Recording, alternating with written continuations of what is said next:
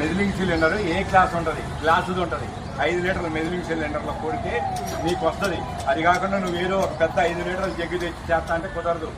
Jug నీకు పరిమాణం కాదు, ఒక చట్టం ఉంటుంది. దీనికి కూడా తూలికలు, ప్రమాణికలు, కొలతలు అనేది ఒకటి ఉంటుంది. ఆ జగ్గు కాదు నీ లెక్క. 5 లీటర్ల మెదిలింగ్ సిలిండర్ తీసుకురా. నేను నువ్వు చెక్ చేసి నాకు, నువ్వు అది తెచ్చి చెక్ చేసి నాకు చూపి నేను పోతా. ఎందుకంటే నువ్వు కొట్టిన పెట్రోల్ నువ్వే కదా కొట్టింది, నేనే కొట్టించుకుంది. మరి నాకు తెలుసుగా నా బండి. మీ సార్ ఏమంటాడు, 10 లీటర్ల ఎక్స్ట్రా అయితే పట్టింది ఈ ట్యాంకులో. HP petrol బంక్లో వచ్చాండి. నా కారు ఫ్యూయల్ కెపాసిటీ వచ్చేసి 27 లీటర్స్. ఆల్రెడీ రిజర్వ్లో పడంలోనే వచ్చాను. ఇక్కడికి వచ్చి చూస్తే 28 లీటర్స్ కొట్టాడు.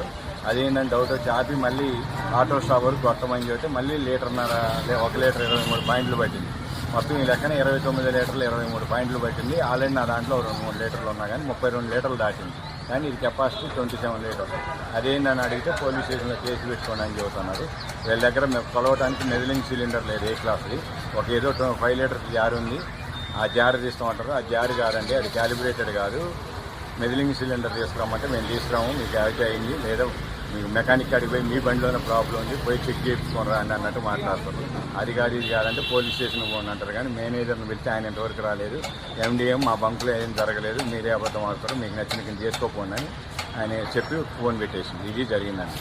ఈ బంక్ వచ్చేసి HP petrol bunk Raghavendra hotel దగ్గర ఉంటుంది.